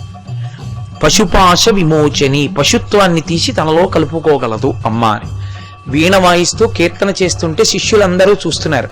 ఆయన వీణ వాయించి పాట పాడుతుండగా ఆయనలో ఉన్నటువంటి జ్యోతి వెళ్ళిపోయి ఎదురుగుండా ఉన్నటువంటి పూజా మందిరంలోని కామాక్షి అమ్మవారిలో లయమైపోయారు. ముత్తుస్వామి దీక్షితర్ వీణావాదన చేత అటువంటి స్థితిని పొందారు. చాలా తొందరగా ధ్యానము కుదరాలి అంటే అరవిరిసినటువంటి కలువలు ఉండి వాటి మీద తుమ్మెదలు ఎగురుతున్న సరోవరం దగ్గరికి వెళ్ళి కూర్చోమని చెప్పారు అప్పై దీక్షితర్. సరే, ఇవన్నీ నేను ఎందుకు చెప్పాను మీకంటే హృదయ సౌకుమార్యము కొరకు లలిత కళలు. లేకపోతే రాజుగారి సింహాసనం మీద కూర్చుని అందరికీ శిక్షణ వేసేస్తే హృదయ సౌకుమార్యం లేకపోతే, అందుకే లలిత కళా ప్రవేశం చేయించేవారు పూర్వం. కాబట్టి ధర్మము అంటే అనుష్ఠించుట యందు ఉండవలసినది ఏది అంటే పూనిక అని మాట 3 అక్షరాలతో. అంటే నేను ఎట్టి పరిస్థితుల్లో ఇది చేస్తాను. అందుకే పూనికకి పరాకాష్ఠ ఎక్కడా అంటే చచ్చే ముందు సంధ్యమంత్రం అని ఓ మాట మాట్లాడుతుంటారు. ఏదో వాడేదో పనిలో ఉంటే ఏదో చెప్పారనుకోండి, మీరు వెళ్ళి ఏదో చచ్చే ముందు సంధ్యమంత్రంలో నువ్వెక్కడ దొరికావు నాకంటారు. చచ్చే ముందు సంధ్యమంత్రం అన్న మాట ఎందుకు వచ్చిందో తెలుసా అండి? ఒకవేళ తెల్లవారుజామున ఆయన వెళ్ళిపోవడానికి సిద్ధపడి అగూపిరితో ఉన్నాడు అనుకోండి, సూర్యోదయం అయిపోతుంది అనుకోండి, ఆయన అలా చచ్చిపోవడానికి వీల్లేదు. యజ్ఞోపవీతం ఉంటే ఆయనకి కొడుకు తీసుకెళ్లి విభూతి జల్లి లేపి నించోపెట్టి కూర్చోపెట్టి గబగబా అర్ఘ్యం ఇచ్చేసి తండ్రి చేతులకు తడి చేసి పడుకోబెట్టాలి. చచ్చిపోయే ముందు కూడా ఓపిక ఉన్నంతసేపు ఆ కాలమునందు గాయత్రి చెయ్యవలసినదే. అది పూనిక. ఏ కారణానికో చెయ్యలేకపోతున్నాడు, సంధ్యావందనం చేసుకునే వాళ్ళ ఇంటికి వెళ్ళి ఇవాళ నేను చేయలేకపోతున్నానండి, అర్ఘ్యం ఇచ్చిన జలాలు తీర్థం ఉంచండి, నేను వచ్చి తీసుకుంటానని ఏ పదార్థం నోట్లో వేసుకోకుండా రాత్రి వాళ్ళ ఇంటికి వెళ్ళి తీర్థం పుచ్చుకుని తన ఇంటికి వెళ్ళాలి తప్ప సంధ్యావందనం మానేయకూడదు. చచ్చిపోయే వరకు చేయవలసిందే. చచ్చిపోయేటప్పుడు కూడా చేశాడంటే పూనిక. అదే నన్ను ఉద్ధరిస్తుందని నమ్మకం, దానికి చేస్తాడు. ఆ నమ్మకం లేదనుకోండి, తెలిసి ఉంటుంది అంతే, చేయడు. సంధ్యావందనం చెయ్యాలని తెలుసు, చేయడు. గాయత్రి చెయ్యాలని తెలుసు, చేయదు. పూనిక వేరు, తెలిసి ఉండడం వేరు. తెలిసుండి నమ్మకం లేకపోవడం అంతకన్నా దారుణం. తెలిసుండి నమ్మి ఆచరించకపోవడం ఘోరం. అది రావణుడు. అందుకే ఇహసంతో నమాసంతి సతోవానానువర్తసే తదాహి విపరీతాతే బుద్ధిరాచారవర్జిత. ఇప్పుడు వెనక్కి రండి. దివోదాసు గారిని కాశీపట్టణానికి రాజుగా చేశాడు బ్రహ్మగారు. అక్కడ కదా బయలుదేరాను. ఎందుకు చేయవలసి వచ్చింది అంటే క్షామం వచ్చింది. ఎక్కడ అన్నం లేదు, యజ్ఞాలు లేవు, యాగాలు లేవు. వీటన్నిటికీ కారణం ఏమిటి అంటే ధర్మము లుప్తమైంది. ధర్మము లుప్తమైతే మహానుభావుడు మనకి చరకుడు ఒక విషయం చెప్తాడు. ఎప్పుడెప్పుడు ధర్మము లుప్తమైపోతుందో అప్పుడప్పుడు ఐశ్వర్యము అనుభవములోకి రాదు. అంతా తయారవుతుంది అగ్ని ప్రమాదం, అన్నీ పండుతాయి అకాలపవానలో. దాని చేత ప్రజలు బాధపడుతూ ఉంటారు. దీనికి కారణం ఏమిటి? ధర్మం లేదు. ఇప్పుడు ధర్మాల్లో నిలబెట్టగలిగిన వాడెవరు? రాజు. సంపేస్తాను ధార్మికంగా ఉండకపోతే అని తానుండి ప్రజలను ఉంచాడనుకోండి, రాజు ధర్మంలో నిలబడితే ప్రజలు ధర్మంలో నిలబడిపోతారు తనమంత తాము. అసలు రాజుకే లేదనుకోండి, ఇక ప్రజలకు ఎక్కడి నుంచి ఉంటుంది? కాబట్టి తాను నిలబడాలి, ప్రజల్ని నిలబెట్టాలి ధర్మమునందు. ఆ పూనిక ఉన్నవాడు కావాలి. అందుకని ఆయన అటువంటి రాజుని ప్రతిష్ఠిస్తే తప్ప, ధర్మము నిలబడితే తప్ప మళ్ళీ క్షామం పోతే తప్ప యజ్ఞం జరగదు. యజ్ఞం జరిగితే తప్ప దేవతలకు అన్నం దొరకదు. అన్నం దొరికితే తప్ప వాళ్ళు అనుగ్రహించకూడదు. వ్యవస్థనంతటి దిద్దాలి అంటే అటువంటి రాజుని తేవాలి. అందుకని ప్రార్థించి తీసుకొచ్చి దివోదాసుని రాజుని చేశాడు. ఆయన ఒక విచిత్రమైన కోరిక కోరి ఆయన అన్నాడు, నేను చేస్తా భూమండలం మీద రాజ్యం. రాచరికం అంటే ఏమిటి? పరిపాలన యందు నా మాటయే తుది మాట అయి ఉండాలి. నే చెప్పిందే చిట్ట చివరి తీర్పు. అంతేకాని నేనోటి చెప్పినా కూడా నేనోటి చేయిద్దామన్నా దాన్ని మించి చేయించగలిగిన వాడు వాడు ఉన్నాడు అనుకోండి ఇక్కడ, ఇంకా నే రాజు ఏమిటి? నామకరాజును అవుతాను నేను. నాకన్నా చేయించగలిగిన వాళ్ళెవరు? దేవతలు. వాళ్ళు అనుగ్రహిస్తే నేను ఒకటి చేద్దాం అనుకున్నా వాళ్ళు ఒకటి చేసేస్తారు. నేను ఒకటి కట్టేద్దాం అనుకుంటే దేవతలు తలుచుకుంటే విడిపించేస్తారు. అందుకని నేను ఒక్క షరతు పెడతాను, దేవతలు ఎవ్వరూ భూలోకంలో ఉండకూడదు. అలా భూలోకంలో ఉండకుండా వెళ్ళిపోతే అప్పుడు నేను మళ్ళీ ఈ భూమిని అంతటినీ పరిపాలించి ధర్మ వ్యవస్థని చక్క చేస్తాను. వాళ్ళని వెళ్ళిపోమనండి పైలోకాలకి, వాళ్ళని అక్కడ ఉండమనండి, నేను ఇక్కడ ఉంటాను, వాళ్ళకి కావలసినవి చేస్తాను. దేవతలు ఎవ్వరూ మాత్రం ఇక్కడ ఉండడానికి వీల్లేదు. ముందు పరిస్థితిని దిద్దేవాడు కావాలి కదూ. ఆయనకి పట్టాభిషేకం చేశారు. ఇప్పుడు ఆయన ఏం చేశాడంటే, నేను ముందే నియమం పెట్టానుగా, మీ అందరూ వెళ్ళిపోండి అన్నాడు. అందరూ వెళ్ళిపోయారు. విశ్వనాథుడు ఉన్నాడుగా కాశీపట్టణంలో, అవిముక్త క్షేత్రం. కాశీపట్టణంలో శివుడు విడిచిపెట్టాడు. అందుకే విశ్వనాథలింగం ఎదురుగుండా మీరు బయటికి రాగానే కుడి చేతి పక్క కడితే అవిముక్త స్థానము అని ఉంటుంది. అంటే విడిచిపెట్టకుండా ఉండే ప్రదేశం అదే. కాబట్టి ఇప్పుడు బ్రహ్మగారు ఆయన దగ్గరికి వచ్చి అన్నారు, పరిస్థితిని చక్క పెట్టడానికి నేను కొంతకాలం అందరూ వెళ్ళిపోతారని మాట ఇచ్చాను, అందుకని మీరు నా మాట నిలబెట్టాలి, కాబట్టి మీరు కూడా వెళ్ళిపోవాలి, తప్పదు అన్నారు. అంటే కాశీపట్టణాన్ని విశ్వనాథుడు కూడా విడిచిపెట్టేశాడు. విశ్వనాథుడు, ఆ తర్వాత గణపతి, అన్ని శివలింగ స్వరూపాలు అందరూ విడిచిపెట్టి వెళ్ళిపోయారు. శివుణ్ణి మందర పర్వతం ఆహ్వానించింది. ఎప్పటి నుంచో కోరిక, ఈయన కాశీలోనే ఉంటాడు, నా దగ్గరికి వచ్చి ఉంటే బాగుండని. మీరు ఎలాగో ఇప్పుడు కాశీలో ఉండట్లేదు కదా, నా దగ్గర ఉండండి అని అడిగింది. ఆయన మందరాచలం మీదకి వెళ్ళిపోయాడు. కాబట్టి ఎవరు దేవతలు లేరు, కాశీ యందు విశ్వనాథుడు లేడు. కానీ విశ్వనాథునికి కాశీపట్టణం మీద మక్కువ, ఇక్కడ ఉండడమే ఆయనకి ఇష్టం. సరే, కథ నడిచింది. అబ్బో చాలా పెద్ద కథ నడిచింది. నడిచిన తరువాత ఇప్పుడు దివోదాసు మళ్ళీ ధర్మాన్నంతటినీ నిలబెట్టిన తర్వాత అతను విడిచిపెట్టేస్తే తప్ప ఇక్కడ విశ్వనాథుడు రావడానికి వీల్లేదు. ఈ కార్యాన్ని చక్కబెట్టండ్రా అని ప్రమథగణాలని పంపించాడు ఆయన. వాళ్ళు వచ్చి కాశీని గంగని చూసి, అబ్బాయి ఎంత గొప్ప కాశీయో అని ఉండిపోయారు. ఇంకా శివుడి దగ్గరికి వెళ్ళలేదు. సూర్యుడిని పంపించాడు, అబ్బా ఎంత గొప్ప కాశీయో అని శివుడి దగ్గరికి వెళ్ళడం మానేసి ఆయన ఇక్కడే ఉండిపోయాడు లోలార్కకుండంలో.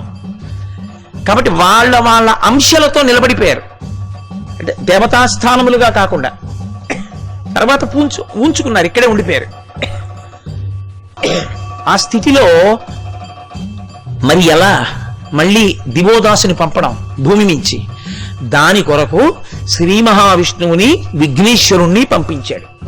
అప్పుడు డుంటి భట్టారకుడు అన్న పేరుతో వచ్చాడు ఆయన. భట్టారక అంటే పూజనీయుడు అని అర్థం. లలితాపరా భట్టారిక అంటాం మనం.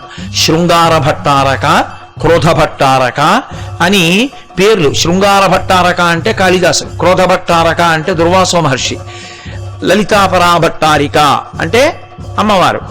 పూజనీయురాలు, ఆర్య, గౌరవింపదగినది అని గుర్తు భట్టారక శబ్దం చేత. డుంటి భట్టారకుడు అని పేరు పెట్టుకుని వచ్చాడు ఆయన. పెద్ద పొట్టిగా ఉండి వెనక పిలక పెట్టుకుని ఉత్పాతాలు సృష్టించి కాశీపట్టణంలో మనుష్యులను చూడగానే, మీకు ఇద్దరు అబ్బాయిలు, ఓ అమ్మాయి మీ ఇంట్లో ఎంత ఉంది, మీరు ఇంత డబ్బు బలానా చెక్కపెట్లో పెట్టారు దగ్గర నుంచి చెప్పేవాడు. వాళ్ళందరికీ చాలా సంతోషం కలిగింది. దగ్గరికి తీసుకొచ్చారు, కూర్చోపెట్టారు, మెల్లిగా అంతఃపుర ప్రవేశం చేశాడు. ఎలా అయితేనే శ్రీ మహావిష్ణువు గణపతి కలిపి నచ్చచెప్పి, ఇది శివస్థానమయ్యా, ఇక్కడ నువ్వు వచ్చి దేవతలు రాకూడదంటే ఎలాగా, ధర్మాన్ని పెట్టడం కోసం పంపారు. ఇలా ఉండకూడదంటే కాశీలో గంగ ఒడ్డున అద్భుతమైనటువంటి శివాలయాన్ని నిర్మాణం చేసి అందులో శివలింగ ప్రతిష్ఠ చేసి, కాశీపట్టణంలో శివాలయం కట్టి లింగ ప్రతిష్ఠ చేసిన కారణం వల్ల సశరీరంగా కైలాసానికి వెళ్ళిపోయాడు దివోదాసు. కాశీ వైభవం అటువంటిది. అప్పుడు దేవతలందరూ మంగళవాయిద్యాలతో శివుడి దగ్గరికి వెళ్ళారు. అయ్యా రండి కాశీ పట్టణానికి అన్నారు. అంటే అప్పుడు పార్వతీ సహితుడై మళ్ళీ దేవతలందరితో కలిసి శివస్వరూపాలన్నిటితో కలిసి పట్టణ ప్రవేశం చేశాడు.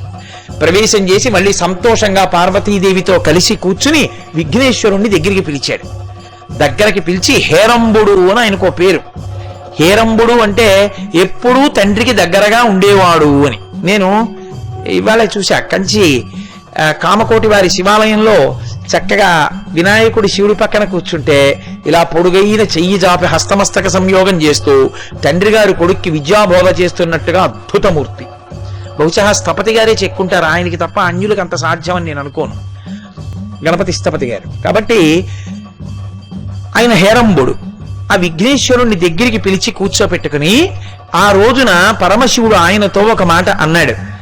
నీ కతంబున కాదే లోక భీకరులైన త్రిపుర దానవుల మర్దింపగలిగే. నాయనా, నీ యొక్క అనుగ్రహంతో, నీ సహకారంతో నేను ఒకానొకప్పుడు త్రిపురాసురుల్ని సంహారం చేశాను. అంటే మనకి ఆశ్చర్యంగా ఉండొచ్చు, అదేమిటండి పరమశివుడు కదా త్రిపురాసుర సంహారం చేసింది. వాళ్ళు ఏదో పుష్కరావర్తక మేఘములు ఆకాశంలో ఉండగా మిట్ట మధ్యాహ్నం వేళ అభిజిత్ లగ్నంలో ఇత పూర్వం ఎటువంటి రథం లేదో అటువంటి రథమిక్కి దేవతా సార్వభౌముడైనటువంటి వాడు ధనుర్వేదంలో లేనటువంటి బాణాన్ని చేత పట్టుకుని ఇతపూర్వం లేని విల్లు పట్టుకుని ఆయన ప్రయోగిస్తే ఒకే బాణం అభిజిత్ లగ్నంలో 3 పురములు ఏకకాలంలో ఒకే సరళ రేఖలో ఉండగా బాణ ప్రయోగం చేస్తే మేము పడిపోతామని వరం అడిగారు బ్రహ్మగారిని. కాబట్టి ఇప్పుడు ఆ 3 పురములు ఏకకాలంలో ఒకే సరళ రేఖలోకి వచ్చాయి 1000 దివ్య సంవత్సరముల తర్వాత. అప్పుడు పరమశివుడు దివ్యరథం మీద వెళ్ళాలందుకని భూమిని రథం చేసుకుని సూర్యచంద్రులిద్దరిని రథచక్రాలుగా చేసుకుని, వేదాల్ని గుర్రాలుగా చేసుకుని, చతుర్ముఖ బ్రహ్మగారిని సారథిగా చేసుకుని, ప్రణవాన్ని కొరడాగా చేసుకుని, సరస్వతీదేవిని వింటినారిగా చేసుకుని, మేరు పర్వతాన్ని కోదండంగా చేసుకుని, శ్రీమన్నారాయణుణ్ణి బాణంగా చేసుకుని, ఇవన్నీ పట్టుకుని త్రిపురాసుర సంహారానికి వెళ్ళి ఇవన్నీ ఎందుకురా అని 3వ కన్ను తెరిచాడు. వాళ్ళు కాలిపోబోతుంటే అప్పుడు శ్రీ మహావిష్ణువు మొదలైన వాళ్ళు ప్రార్థించారు శివుణ్ణి. మహానుభావా, మేము ఎప్పటి నుంచో ఎదురు చూస్తున్నాం, నువ్వు చేత్తో పట్టుకుంటావు మమ్మల్ని బాణంగానని, అందుకని మమ్మల్ని బాణంగా స్వీకరించి విడిచిపెట్టమని. సరే, ఆ బాణం విడిచిపెట్టాడు, త్రిపురాసుర సంహారం అయింది. కానీ ఆ రథం బయలుదేరినప్పుడు ఏమైందో తెలుసా అండి? ఆ వేదాలు గుర్రాలుగా ఉన్నా లోపల కూర్చున్నవాడు పరమశివుడు, ఆయన దేవతా సార్వభౌముడు. అందుకే ఇప్పటికీ శ్రీశైలంలో శ్రీశైలే స్వర్ణశృంగే మణిగణ రచితే కల్పవృక్షాళిశీతే స్ఫీతే సవర్ణ రత్న స్ఫురిత నవగృహే దివ్యపీఠే శుభార్హే ఆసీన సోమచూడ సకరుణ నయన సంగన స్మేర వక్త్ర శంభు శ్రీ భ్రమరీశ ప్రకటిత విభవో దేవతా సార్వభౌమా అని పిలుస్తారు. ఆ రథం వెడుతోంది, వెడుతుంటే గుర్రాలు వేదాలు మొయ్యలేక చతికిలు పడ్డాయి. అప్పుడు శ్రీ మహావిష్ణువే దాన్ని లాగారు. ఆ రథాన్ని లాగితే విచిత్రం జరిగింది. అచ్చెరుపక్కం అని ఇప్పటికీ ద్రవిడ దేశంలో తమిళనాడులో క్షేత్రం. ఏమి అచ్చెరుపక్కం దగ్గరికి వచ్చేటప్పటికి శివుడి యొక్క రథం ఇరుసు విరిగిపోయింది. ఇరుసు విరిగిపోతే ఆశ్చర్యపడి ఈ త్రిపురాసుర సంహారానికి ఎడుతుంటే రథం ఇరుసు విరిగిపోయింది అని. అప్పుడు విఘ్నేశ్వరుడు కనబడ్డాడు. ఇదేమిరా నాయన విగ్రహం వచ్చిందన్నాడు. నాన్నగారండి ఏమనుకోకండి, ఎవరి పని వారిదే నాన్నగారు, మీరు ఎంత గొప్పవారైనా త్రిపురాసుర సంహారానికి బయలుదేరుతూ గణపతి పూజ చేయకుండా వెళ్ళిపోయారు. అందుకని నాన్నగారు ఇరుసు విరిగిపోయింది, ఏమనుకోకండి, నన్ను పూజ చేసి వెళ్ళండి, మళ్ళీ వెడుతుంది రథం అన్నాడు. అంటే అప్పుడు మళ్ళీ పూజ చేశారు. అచ్చెరుపక్కంలో ఇప్పటికే గణపతి క్షేత్రం, అందుకే పూజ చేస్తే అక్కడి నుంచి మళ్ళీ రథం బయలుదేరింది. విచిత్రం ఏమిటో తెలుసా అండి? కామకోటి పీఠాధిపత్యం చంద్రశేఖరేంద్ర సరస్వతి మహాస్వామి వారు చేస్తున్నప్పుడు శంకర భగవత్పాదుల్ని ఒక రథం మీద కూర్చోపెట్టి రామేశ్వరం పంపించారు. అసలు ఆ శంకర భగవత్పాదుల విగ్రహమే చాలా ఆశ్చర్యం. ఎందుకంటే ఇంకొక 20 రోజుల్లో ప్రతిష్ఠ, విగ్రహం అంతా చెక్కేశారు. 20 రోజుల్లో ప్రతిష్ఠ అనగా శిల్పి వచ్చి ఇలా చేతులు కట్టుకుని బాధగా నిలబడ్డాడు. పరమాచార్య స్వామి వారు పిలిచి, ఏమిరా నాయనా అలా నించున్నావు అని అడిగారు. స్వామి చెప్పడానికి బాధగా ఉంది, ఇబ్బంది వచ్చిందన్నారు. ఏమొచ్చింది అన్నారు. శంకరుల విగ్రహం చెక్కుతున్నప్పుడు ముఖం మీద మచ్చ వచ్చింది, కంటి కింద. మరి అలా మచ్చ వస్తే ప్రతిష్ఠ చేయడం కుదరదు, ఏం చెయ్యాలో తెలియక మీ దగ్గరికి వచ్చాను చెప్పడానికి అన్నారు. అంటే పరమాచార్య స్వామి వారు కళ్ళు మూసుకుని ధ్యానం చేసి, నువ్వు వెళ్ళు, నేను అనుష్ఠానం చేస్తాను, ఆ మచ్చ పోతుందన్నాడు. ఆశ్చర్యం ఏమిటో తెలుసా అండి, ఆ శిల్పి ఆ విగ్రహాన్ని చెక్కడం మొదలుపెట్టాడు. క్రమక్రమంగా ఆయన అనుష్ఠాన బలం ఆ మచ్చ పోయింది. తెల్లబోయాడు ఆ శిల్పి. తెల్లబోయి వచ్చి ఆయన కాళ్ళ మీద పడిపోయాడు. ఆ శంకరాచార్యుల వారి మూర్తిని రథం ఎక్కించి రామేశ్వరం పంపిస్తున్నారు ప్రతిష్టకి. అది ఖచ్చితంగా అచ్చెరు పక్కన దగ్గరికి వెళ్ళేటప్పటికి ఇరుసు విరిగిపోయింది. ఆనాడు త్రిపురాసుర సంహారంలో శంకరుడు రథం విరిగిపోయింది. ఈనాడు అపరశంకరులైనటువంటి శంకర భగవత్పాదుల యొక్క మూర్తి ఉన్న రథం వెళ్తున్నప్పుడు అదే అచ్చెరు పక్కన దగ్గర మళ్ళీ ఇరుసు విరిగిపోయింది. పరమాచార్య స్వామి వారికి కబురు చేశారు, ఏం చేయమంటారని. 101 కొబ్బరికాయలు కొట్టండి వెళ్ళిపోతుంది అన్నారు. మళ్ళీ 101 కొబ్బరికాయలు కొట్టారు, రథం వెళ్ళిపోయింది. కాబట్టి గణపతేనండి, మహానుభావుడు. మీకు అంతవరకు ఎందుకు, షేన్పాకం అని నేను గణపతి నవరాత్రుల్లో దర్శనానికి వెళ్ళొచ్చాను. అక్కడ పూర్వం ఇప్పుడున్న మహారాష్ట్ర ప్రభుత్వం గురించి నేను మాట్లాడటం లేదు. మహారాజులు పరిపాలించిన కాలంలో మహారాష్ట్ర ప్రభుత్వం దగ్గర ఉండే ఒక మంత్రి దక్షిణ దేశంలో చీకటి వేళ వెళ్ళిపోతుంటే అకస్మాత్తుగా ఇరుసు విరిగిపోయింది. అరే రథం ఇరుసు విరిగిపోయింది, చీకటి పడిపోతోంది, పెద్ద చెట్టు అక్కడ. ఆయన దిగి, ఏమిటి ఇంత ఏముంది ఇక్కడ, అడ్డం పడింది, రథం వెళ్ళటం లేదు ముందుకని చెప్పి గుణపం పెట్టి తవ్వించాడు. చీకట్లో అంతెత్తున నెత్తురు లేచింది. ఆయన హడిలిపోయాడు, ఇదేంటి ఇంత రక్తం లేచింది, ఏదో ఉపద్రవం, ఏదో పొరపాటు జరిగిపోయిందని బెంగ పెట్టుకుని ఆ చెట్టు కింద పడుకున్నాడు. రాత్రి విఘ్నేశ్వరుడు కల్లోకి వచ్చాడు. ప్రపంచంలో ఎక్కడా లేని రీతిలో ఏకాదశ గణపతులుగా 11 విఘ్నేశ్వర స్వరూపాలతో నేను ఇక్కడ ఉన్నాను భూమిలో. నువ్వు అపచారం చేశావు, రథంతో వెళ్ళావు, నా తలకి తగిలింది నీ రథచక్రం. 2 గుణపం పెట్టి తవ్వావు, నా తలకి తగిలింది, నెత్తురు పైకొచ్చింది. అయినా తెలియక చేశావు, భక్తుడివి క్షమిస్తున్నాను. నాకు ఎండా వాన పడేటట్టుగా నువ్వు దేవాలయ నిర్మాణం చేయమని అడిగితే ఆయన మర్నాడు అదంతా జాగ్రత్తగా తీయించి చూస్తే ఏకాదశ గణపతులు పైకొచ్చారు. అందులో షేన్పాకం అంటారు ఇప్పటికీ ఆ క్షేత్రాన్ని. ప్రతిరోజు గణపతి హోమం జరుగుతుంది అక్కడ. ఇప్పటికీ ఎండా వాన పడేటట్టుగా అద్భుతమైనటువంటి దేవాలయ నిర్మాణం జరిగింది. అక్కడే ఒకానొకప్పుడు చంద్రశేఖరేంద్ర సరస్వతి మహాస్వామి వారు ఆ క్షేత్రం పక్క నుంచి వెళ్ళిపోయారు ముందుకి. ఆయన చాలా దూరం వెళ్ళిపోయిన తర్వాత వెనక జయేంద్ర సరస్వతి స్వామి వారు ఏనుగు మీద ఎడుతున్నారు. షేన్పాకం దాకా వచ్చింది ఏనుగు. ఇక అడుగు ముందుకేయకుండా మావటి వాళ్ళని పక్కకి తోసేసి గిర్ర గిర్ర గిర్ర గిర్ర తిరగడం మొదలెట్టింది. వెళ్ళి పరమాచార్య స్వామి వారికి చెప్పారు, వెనక ఆ స్వామివారికి ఏనుగు నిలబట్టలేదు, అది గిరగిరా తిరుగుతోందని. అప్పుడు ఆయన వెంటనే కూర్చుని ధ్యానం చేసి షేన్పాకం పక్క నుంచి వస్తూ కొబ్బరికాయలు కొట్టలేదు, 101 కొబ్బరికాయలు కొట్టండి ఏనుగు ఆగుతుందన్నారు. 101 కొబ్బరికాయలు షేన్పాకంలో కొట్టగానే ఏనుగు ఆగింది. నేను మొన్న గణపతి నవరాత్రుల్లో చిత్తూరులో ఉపన్యాసాలు చేస్తూ ఆ క్షేత్ర దర్శనానికి వెళ్ళి ముగ్ధుళ్ళైపోయాను. అసలు ఆ దేవాలయ కుడ్యం మీద ఉండే మూర్తులు అపురూపం, మీరెక్కడ చూడరు అటువంటి మూర్తి. ఇప్పటికీ ఆ చెట్టు అలాగే ఉంది. అంతటి మహానుభావుడు గణపతి అంటే. అటువంటి వారు విఘ్నేశ్వరుడు. అందుకే పరమశివుడు దగ్గర కూర్చోపెట్టుకుని అన్నాడు, నీ కతంబున కాదే లోక భీకరులైన త్రిపుర దానవుల మర్దింపగలిగే. నాయనా, ఆనాడు నువ్వు ఉపకారం చెయ్యబట్టి కదా నేను అలా చెయ్యగలిగాను. నీ కతంబున కాదే కాకోల విషవహ్ని కేవలము కాకతాళీయముగా నర్పగలిగే. నువ్వు అనుగ్రహించబట్టి కదా, ఏ ప్రతిబంధకం కూడా లేకుండా నేను ఆ కాకోల విషవహ్ని అవలీలయు నువ్వు లేనర్పగలిగే. చాలా అవలీలగా, పెద్ద కష్టం లేకుండా అంతమందిని కాల్చేసినటువంటి బడబాగ్ని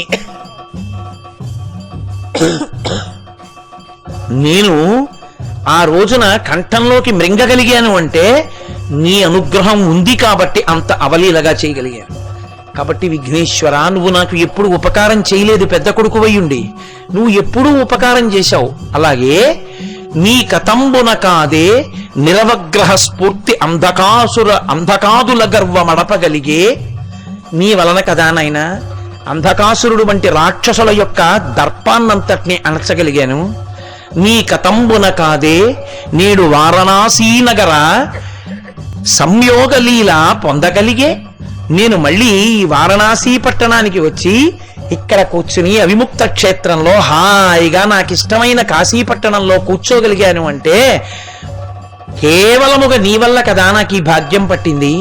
కాబట్టి విఘ్నేశ్వర, ఆత్మజుడవన్నా, మిత్రుండవన్నా, భటుడవన్నా, సచివుండవన్నా నాకు ఎన్న నీవు కాదే. నాకు కొడుకైనా నువ్వే, భటుడివైనా నువ్వే, సచివుడు మంత్రివైనా నువ్వే. ఆలోచన చెప్పడానికి లేదు, నాకు మిత్రుడైనా నువ్వే. అంత గొప్పవాడివి. కొడుకు అయ్యుండి నాకు ఇన్ని ఉపకారాలు చేశావు నాకు. కాబట్టి నువ్వంటే నాకు ఎంత సంతోషం రా నాయనా అని నిన్ను ఇబ్బంది వర్ణింపనేరవచ్చు. అసలు నిన్ను వర్ణించడం ఎవరికి తరం? అంత గొప్పవాడివి. కంఠ పీఠాగ్ర కరిరాజ డుంఠిరాజా అని పిలిచాడు. డుంటి భట్టారక అని పేరు పెట్టుకుని ఇక్కడ తిరిగినందుకు అదే పేరుతో శివుడు పిలిచాడు. కంఠ పీఠాగ్ర కరిరాజ డుంఠిరాజా. ఒక్క డుంటి గణపతికి మాత్రం ఒక ప్రత్యేకత ఉంటుంది అంటారు. ఈ కంఠ వేది మీద చంద్రుడు ఉంటాడు అని, కానీ స్పష్టంగా కనపడడం. కానీ ఈ కంఠవేది మీద చంద్రుడు ఉంటాడు. అన్నపూర్ణమ్మ యొక్క క్షేత్రంలో ఉండే డుంటి గణపతి యొక్క తుండం కుడి పక్కకి తిరిగి ఉంటుంది. అది విలక్షణత్వం. ఆ కారణం చేత ఆ పరమశివుడంతటి వాడు అంత ప్రీతి చెంది పక్కన కూర్చోపెట్టుకుని కంఠ పీఠాగ్ర కరిరాజ డుంఠిరాజా అని పిలవడం వల్ల ఆ గణపతికి డుంటి గణపతి అని పేరొచ్చింది. నువ్వు నన్నే ఇంత అనుగ్రహించావు, ఈ కాశీపట్టణం వచ్చిన భక్తులందరినీ నువ్వు కాపాడుతుండు అనడం వల్ల ఆ రోజు నుంచి 56 స్వరూపాలతో కాశీపట్టణం పంచక్రోశముల యందు ఉండి మహానుభావుడు భక్తుల్ని అనుగ్రహిస్తున్నాడు. అది డుంటి గణపతి యొక్క స్వరూపం. అందుకే కాశీపట్టణంలో ఉంటారు తప్ప డుంటి గణపతి ఇంకెక్కడా ఉండరు.